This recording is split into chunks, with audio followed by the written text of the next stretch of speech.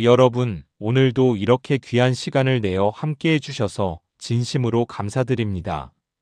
오늘 우리가 함께 살펴볼 말씀은 참으로 묵직하면서도 우리 시대에 꼭 필요한 가르침이 담겨 있습니다. 베드로후서 2장 말씀이에요. 혹시 여러분 살아오시면서 이 사람 믿어도 되는 걸까? 하고 의심해 본 적 있으신가요? 특히 신앙의 길에서 누군가의 가르침을 따를 때 그 사람이 정말 진실을 말하는지 고민하셨던 순간들 있으셨죠? 사도 베드로는 지금으로부터 약 2000년 전 이미 이런 문제를 정확하게 꿰뚫어 보셨습니다. 교회 안에 들어와서 거짓을 가르치는 사람들, 겉으로는 그럴듯하지만 속으로는 탐욕과 욕심으로 가득한 사람들에 대해 경고하신 거예요. 오늘날도 마찬가지입니다. 우리 주변에는 수많은 정보가 넘쳐나고 SNS에서는 누구나 가르치는 사람이 될 수 있는 시대가 되었어요. 그렇기에 베드로의 이 말씀은 지금 이 순간 우리에게 더욱 절실하게 다가옵니다. 이번 시간에는 거짓 선지자와 거짓 교사들이 어떤 모습인지, 하나님께서는 그들을 어떻게 심판하시는지, 그리고 우리는 어떻게 분별하고 조심해야 하는지를 함께 나눠보려고 합니다. 자, 그럼 편안한 마음으로 귀 기울여 주세요. 오늘 말씀이 여러분의 신앙생활에 든든한 기둥이 되어줄 거라 믿습니다. 먼저 베드로 사도는 이렇게 말씀을 시작하십니다. 옛날 이스라엘 백성 가운데도 거짓 선지자들이 있었다는 거예요. 그런데 놀라운 사실은 그들 중에도 백성들 가운데 있었다는 겁니다. 마치 진짜 선지자인 것처럼 행세하면서 백성들을 미혹했던 거죠. 여러분 생각해 보세요. 구약 시대를 살아가던 사람들에게 선지자란 얼마나 중요한 존재였겠습니까? 하나님의 말씀을 전하는 사람이잖아요. 그런데 그 중에 거짓으로 가르치는 사람들이 섞여 있었다니 참으로 안타까운 일이에요. 베드로는 경고합니다. 지금 우리 교회 안에도 마찬가지로 거짓 교사들이 생겨날 거라고요. 이들은 몰래 들어와서 멸망에 이르게 하는 이단을 가르칠 거래요. 심지어 자기들을 사신 주님까지 부인하면서 말이에요. 참으로 두려운 일이죠. 그런데 더 놀라운 건 뭐냐면요. 많은 사람이 그들의 호색하는 것을 따른다는 겁니다. 거짓 교사들이 가르치는 대로 음란하고 방탕한 길을 따라가는 사람들이 많다는 거예요. 그 결과 진리의 도가 비방을 받게 된다는 겁니다. 여러분, 이게 얼마나 슬픈 일인가요? 진리 즉 예수님의 복음이 욕을 먹게 되는 거잖아요. 거짓 교사들과 그들을 따르는 사람들 때문에 참된 신앙의 길이 세상 사람들에게 비난받게 되는 겁니다. 베드로는 이들의 특징을 정확하게 짚어내십니다. 그들은 탐심으로 지어낸 말을 가지고 성도들을 이용해서 돈을 벌려고 한다는 거예요. 요즘 말로 하면 신앙을 이용해서 장사를 하는 거죠. 얼마나 추악한 일입니까? 하지만 베드로는 단호하게 말씀하십니다. 그들에 대한 심판은 옛적부터 지체하지 않고 있으며 그들의 멸망은 잠들지 않는다고요. 다시 말해서 하나님의 심판은 반드시 온다는 겁니다. 비록 지금 당장은 아닌 것처럼 보여도 하나님은 이미 그들을 심판하실 준비를 마치셨다는 거예요. 그리고 베드로는 세 가지 역사적 사건을 들어 하나님의 심판이 얼마나 확실한지 보여주십니다. 첫 번째는 타락한 천사들에 대한 심판이에요. 하나님께서는 범죄한 천사들을 용서하지 않으셨습니다. 그들을 지옥에 던져 어두운 구덩이에 가두시고 심판 때까지 지키게 하셨거든요. 여러분, 천사들도 죄를 지으면 심판을 받는다는 거예요. 천사는 얼마나 고귀한 존재입니까? 하나님의 보좌 앞에서 섬기는 영적인 존재잖아요. 그런데 그들도 교만하여 하나님을 거역하면 용서받지 못한다는 겁니다. 하물며 인간은 어떻겠습니까? 두 번째는 노아 시대의 홍수 심판입니다. 옛 세상을 용서하지 않으시고 오직 의를 전파하는 노아와 그의 가족 8명만 보존하시고 불경건한 자들의 세상에 홍수를 내리셨죠. 여러분, 노아 시대를 떠올려 보세요. 창세기를 보면 그 시대 사람들이 얼마나 악했는지 나와 있습니다.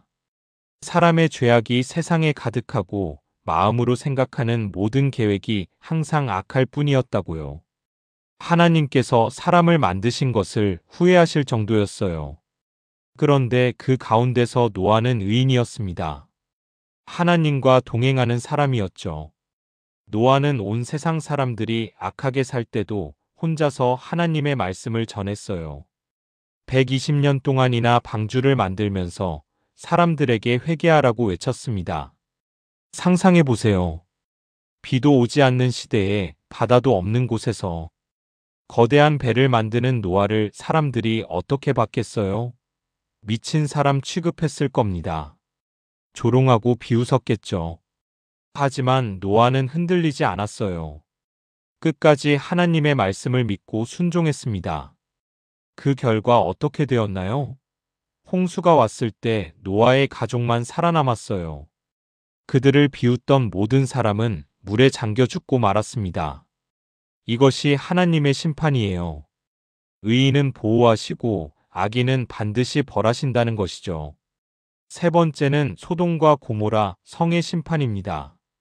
그 두 성을 멸망시키셔서 재가 되게 하심으로 후세에 경건하지 않은 자들에게 본보기가 되게 하셨다는 거예요. 소돔과 고모라, 참으로 무서운 이름이죠. 그곳 사람들은 음란과 동성애로 가득했어요. 도덕적으로 완전히 타락한 곳이었습니다. 하나님께서 그들의 죄악이 크고 심히 중하다고 하실 정도였으니까요. 하나님은 그 성을 멸하시기 전에 아브라함에게 먼저 알리셨습니다. 아브라함이 간절히 기도했죠. 의인 10명만 있어도 멸하지 않으시겠습니까? 하나님은 약속하셨어요. 10명만 있어도 멸하지 않겠다. 하지만 그곳에는 의인이 10명도 없었어요. 롯의 가족 몇 명뿐이었습니다. 그래서 하나님은 롯과 그의 가족을 먼저 구원하신 후 하늘에서 유황불을 쏟아부어 그 성을 완전히 멸망시키셨어요. 베드로는 이때 의로운 롯을 건지셨다고 특별히 강조하십니다. 롯은 그 성에 살면서 날마다 무법한 자들의 음란한 행실을 보고 들으며 마음에 고통을 받았다는 거예요. 여러분, 롯의 심정이 이해가 되시나요? 롯은 의로운 사람이었어요. 하나님을 믿고 경외하는 사람이었죠. 그런데 그가 사는 곳은 죄악으로 가득한 소돔 성이었습니다. 매일매일 눈에 보이는 게, 귀에 들리는 게 전부 음란하고 추악한 것들 뿐이었어요. 롯은 얼마나 괴로웠겠습니까? 마치 깨끗한 물에 사는 물고기가 더러운 하수구에 던져진 것 같은 심정이었을 거예요. 숨쉬기조차 힘들었을 겁니다.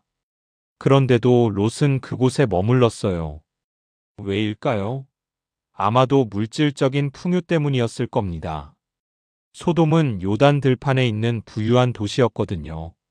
물이 넉넉하고 땅이 기름져서 에덴 동산처럼 비옥한 곳이었어요. 롯은 그 풍요로움에 이끌려 그곳에 천막을 쳤던 거죠. 하지만 결과적으로 그것은 잘못된 선택이었습니다. 베드로는 이 세 가지 예를 들면서 결론을 내리십니다. 주님은 경건한 자를 시험에서 건지실 줄 아시고 불의한 자를 형벌 아래에 두어 심판날까지 지키시는 줄 아신다고요. 여러분, 이 말씀이 우리에게 얼마나 큰 위로가 되는지 아십니까? 경건하게 살려고 애쓰는 우리를 하나님은 반드시 지켜주신다는 거예요.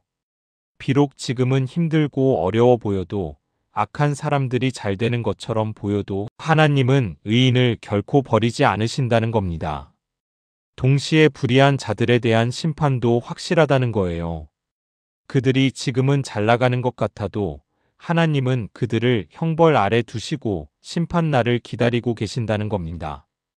특히 육체를 따라 더러운 정욕 가운데서 행하며 주관하는 일을 멸시하는 자들, 즉 자기 욕심대로 살면서 권위를 무시하는 사람들을 더욱 엄하게 심판하신다고 하십니다. 이들은 담대하고 고집이 세서 영광 있는 자들을 비방하기를 두려워하지 않는다고 해요. 여기서 영광 있는 자들이란 천사들을 가리키는 것으로 보입니다. 거짓 교사들은 영적 세계에 대해서도 함부로 말하고 비방한다는 거죠. 베드로는 이들을 짐승에 비유합니다.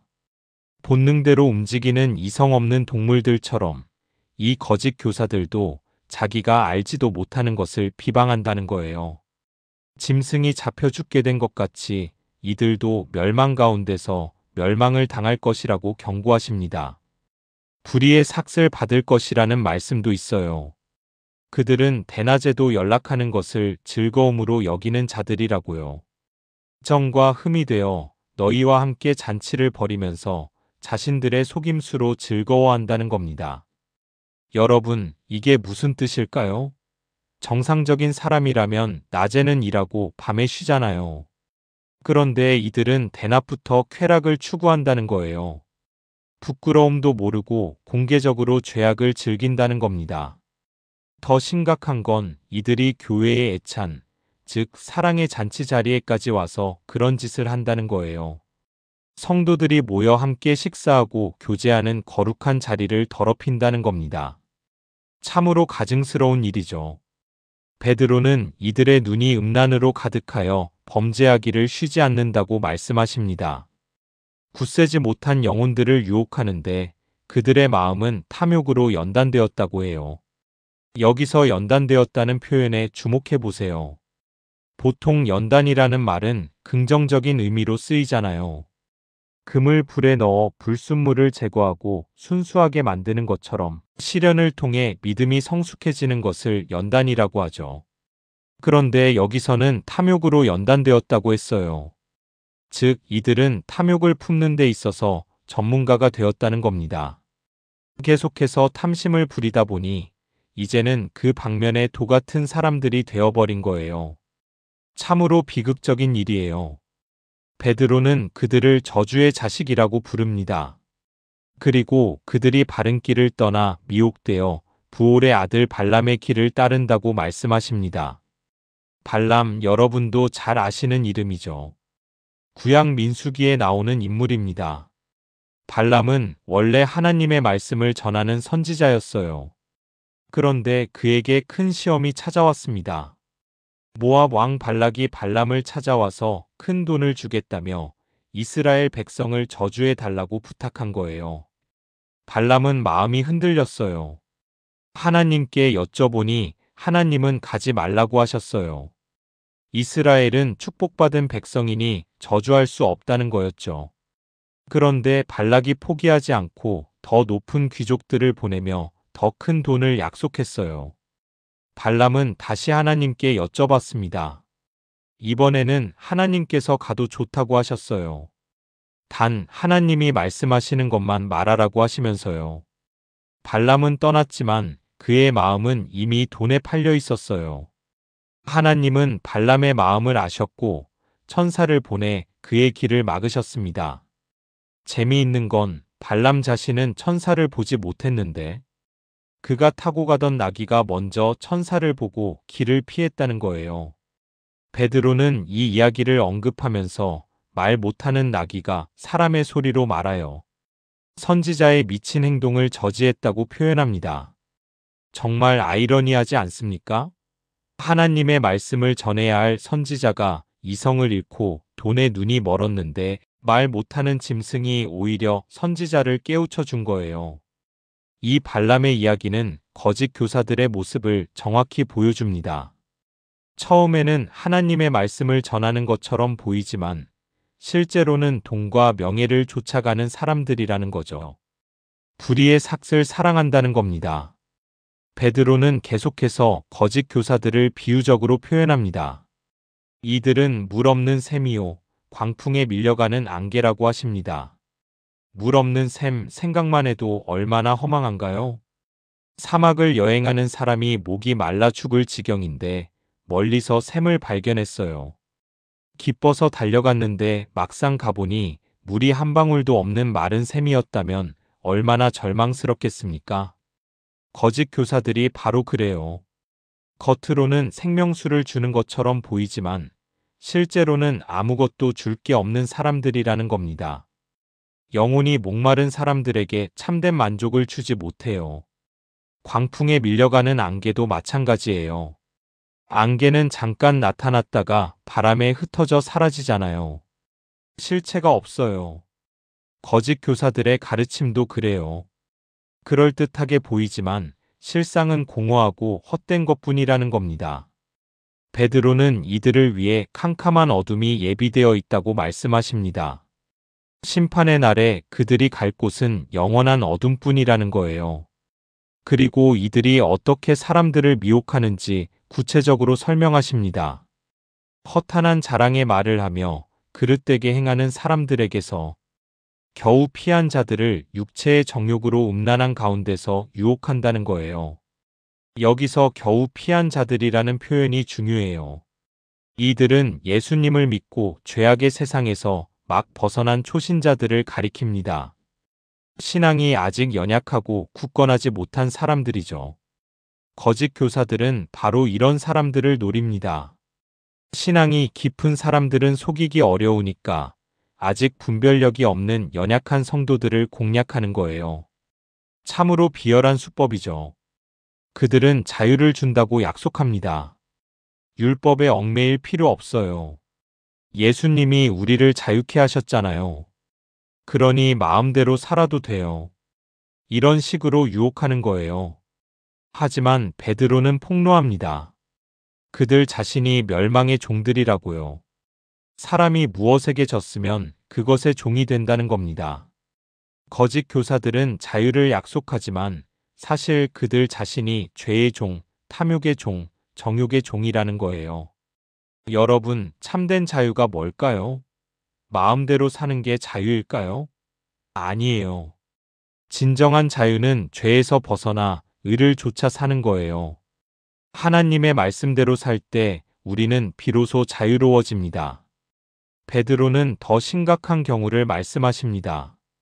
만약 주 되신 구주 예수 그리스도를 알므로 세상의 더러움을 피한 후에 다시 그것들에게 얽매이고 지면 그들의 나중 형편이 처음보다 더 심하게 된다는 거예요. 의의 도를 안 후에 받은 거룩한 계명을 저버리는 것보다 알지 못하는 것이 도리어 나았을 것이라고까지 말씀하십니다. 참으로 두려운 말씀이에요. 무슨 뜻일까요? 한번 예수님을 믿었다가 다시 세상으로 돌아간 사람의 심판이 더 무겁다는 겁니다. 차라리 처음부터 믿지 않은 사람보다 더 비참한 결과를 맞게 된다는 거예요. 왜 그럴까요? 빛을 본 사람이 다시 어둠을 선택하는 것이기 때문입니다. 진리를 알고도 거부하는 것이기 때문이죠. 이는 하나님의 은혜를 짓밟는 행위예요. 베드로는 참으로 강렬한 비유로 이 말씀을 마무리하십니다. 참 속담에 이르기를 개가 그 토한 것을 도로 먹고 돼지가 씻었다가 더러운 구덩이에 도로 누웠다 하는 말이 그들에게 응하였도다. 여러분, 이 표현이 얼마나 강렬합니까? 개가 토한 것을 다시 먹는 모습, 돼지가 씻었다가 다시 진흙탕에 뒹구는 모습을 상상해 보세요. 역겹고 더럽죠. 베드로는 거짓 교사들과 그들을 따르는 사람들이 바로 이런 모습이라고 말씀하시는 겁니다. 한번 깨끗해졌다가 다시 더러운 죄 가운데로 돌아가는 것은 마치 씻은 돼지가 다시 진흙탕을 찾아가는 것과 같다는 거예요. 이 모든 말씀을 통해 베드로가 우리에게 전하고자 하는 메시지가 무엇일까요? 첫째, 거짓 교사들을 조심하라는 겁니다. 그들은 겉으로는 경건한 척하지만 속으로는 탐욕으로 가득합니다. 그들의 가르침을 분별해야 해요. 어떻게 분별할 수 있을까요? 그들의 삶을 보면 알 수 있습니다. 그들이 정욕과 탐욕을 좇아 산다면 그들의 가르침은 거짓이에요. 참된 교사는 자기를 부인하고 십자가를 지는 삶을 살거든요. 둘째, 하나님의 심판은 확실하다는 겁니다. 비록 지금 당장은 아닌 것처럼 보여도 하나님은 반드시 심판하십니다. 타락한 천사들도 노아 시대의 사람들도 소돔과 고모라 백성도 모두 심판을 받았어요. 마찬가지로 오늘날의 거짓 교사들과 악인들도 반드시 심판을 받게 됩니다. 셋째, 의인은 반드시 보호받는다는 겁니다. 노아가 구원받았고 롯이 건짐을 받았듯이 하나님은 경건하게 사는 사람들을 지키십니다. 비록 지금은 힘들고 고통스러워 보여도 끝까지 믿음을 지키면 하나님이 반드시 우리를 지켜주십니다. 넷째, 한번 믿음을 가졌다면 끝까지 지켜야 한다는 겁니다. 중도에 포기하면 처음보다 더 비참한 결과를 맞게 됩니다. 신앙생활은 단거리 경주가 아니라 마라톤이에요. 끝까지 달려야 합니다. 여러분, 오늘날 우리가 사는 세상도 베드로 시대와 크게 다르지 않습니다. 아니, 어쩌면 더 혼란스러울지도 몰라요. 온갖 가르침이 넘쳐나고 누가 진실을 말하는지 분간하기 어려운 시대죠. 텔레비전을 켜면, 인터넷을 열면 수많은 사람이 자신이 진리를 안다고 주장합니다. 교회 안에서도 마찬가지예요. 다양한 주장과 가르침이 있고 때로는 서로 상반되는 말들도 있어요. 이런 시대에 우리는 어떻게 살아야 할까요? 베드로의 가르침을 따라야 합니다. 먼저 하나님의 말씀에 굳게 서야 해요. 성경이 우리의 기준이에요. 누군가의 가르침을 들을 때 그것이 성경과 일치하는지 확인해야 합니다. 성경에 어긋나는 가르침은 거부해야 해요. 둘째, 교사의 삶을 보아야 합니다. 그 사람이 어떻게 사는지 보면 알 수 있어요. 탐욕스럽게 사는지, 정욕을 좇아 사는지, 아니면 겸손하고 경건하게 사는지 관찰해야 합니다. 셋째, 성령님의 인도하심을 구해야 해요. 우리 안에 계신 성령님이 진리를 분별하게 도와주십니다. 기도하며 성령의 음성을 듣는 훈련이 필요해요. 넷째, 교회 공동체와 함께해야 합니다.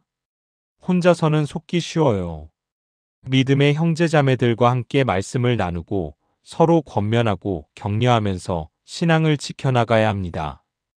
다섯째, 끝까지 믿음을 지켜야 해요. 세상이 아무리 우리를 유혹해도, 거짓 교사들이 아무리 그럴듯한 말로 미혹하려 해도 우리는 예수 그리스도를 붙잡고 놓지 말아야 합니다. 여러분, 쉽지 않은 길입니다. 때로는 외로울 수도 있고 힘들 수도 있어요. 주변 사람들이 다 세상을 쫓아갈 때 우리만 홀로 좁은 길을 가는 것처럼 느껴질 수도 있습니다. 하지만 기억하세요. 노아도 그랬고 롯도 그랬고 베드로를 비롯한 사도들도 그랬어요. 그들은 소수였지만 하나님의 보호하심을 받았습니다. 끝까지 믿음을 지켰고 마침내 승리했어요. 우리도 그럴 수 있습니다. 아니, 우리도 그렇게 될 것입니다. 왜냐하면 우리와 함께 하시는 하나님이 신실하시기 때문이에요. 그분은 우리를 결코 버리지 않으시고 끝까지 지켜주십니다. 베드로후서 2장은 경고의 말씀이지만 동시에 위로의 말씀이기도 합니다. 악인들은 반드시 심판받지만 의인들은 반드시 보호받는다는 확신을 주거든요. 우리가 때로 넘어질 수는 있어요. 실수할 수도 있고 연약할 수도 있습니다. 하지만 중요한 건 다시 일어서는 거예요. 회개하고 돌이켜서 다시 주님께로 나아가는 겁니다. 거짓 교사들과 우리의 차이가 뭘까요? 그들은 고의적으로 죄를 짓고 회개하지 않고 끝까지 자기 길을 고집해요. 하지만 우리는 비록 넘어져도 회개하고 주님의 은혜를 구하고 다시 일어서려고 노력합니다. 하나님은 이런 우리의 마음을 아십니다. 우리의 연약함을 아시고 우리의 한계를 이해하세요. 그래서 은혜를 베푸시고 힘을 주시고 끝까지 붙들어 주시는 겁니다. 사랑하는 여러분, 오늘 이 말씀을 통해 우리는 두 가지를 붙잡아야 합니다. 하나는 경계심이에요. 거짓 교사들을 조심하고 잘못된 가르침을 분별하는 영적 안목을 가져야 합니다. 세상은 우리를 끊임없이 유혹하지만 우리는 깨어 있어야 해요. 다른 하나는 확신이에요. 하나님이 우리를 지키신다는 확신, 우리가 끝까지 믿음을 지키면 반드시 구원받는다는 확신을 가져야 합니다. 이 확신이 우리를 지탱하는 힘이 됩니다. 베드로는 노년에 이 편지를 썼어요. 자신의 순교가 얼마 남지 않았음을 알고 있었죠. 그래서 더욱 간절하게, 더욱 절박하게 이 말씀을 전한 겁니다. 사랑하는 여러분, 속지 마세요. 끝까지 믿음을 지키세요. 주님이 반드시 여러분을 지켜주실 거예요. 이것이 베드로의 마음이었고, 오늘 우리에게 전하는 메시지입니다. 여러분, 우리 함께 이 길을 걸어가요. 서로 붙들어주고 격려하며 끝까지 주님을 따라가요. 비록 힘들어도 때로 외로워도 우리에게는 소망이 있습니다. 주님이 다시 오실 그날까지 우리는 깨어서 기도하며 서로 사랑하며 믿음을 지켜나가야 해요. 그리고 그날이 오면 우리는 주님 앞에 담대히 설 수 있을 겁니다. 잘했다, 착하고 충성된 종아. 내가 작은 일에 충성하였으니 내가 많은 것을 내게 맡기리라. 이 음성을 듣게 될 거예요. 그날을 꿈꾸며 오늘도 한 걸음씩 나아가요. 주님이 우리와 함께 하십니다. 두려워하지 마세요. 우리는 이길 겁니다. 주님의 이름으로 약속드립니다. 여러분, 오늘 이 긴 시간 동안 함께 해주셔서 진심으로 감사드립니다. 베드로후서 2장의 말씀이 여러분의 마음에 깊이 새겨지고 여러분의 신앙생활에 든든한 기둥이 되기를 기도합니다. 혹시 오늘 말씀 중에 마음에 와닿는 부분이 있으셨다면 댓글로 나눠주시면 참 감사하겠어요. 여러분의 이야기를 듣는 것이 저에게도 큰 기쁨이고 은혜가 되거든요. 그리고 이 말씀이 더 많은 분들에게 전해질 수 있도록 구독과 좋아요, 알림 설정 꼭 부탁드려요. 여러분의 작은 손길 하나하나가 이 채널이 더 많은 이들에게 하나님의 말씀을 전하는데 큰 힘이 됩니다. 다음 시간에도 더 좋은 말씀으로 찾아뵙겠습니다. 그때까지 주님의 은혜와 평강이 여러분과 여러분의 가정에 가득하기를 기도합니다. 건강하시고 항상 기쁨이 넘치시길 바랍니다. 감사합니다.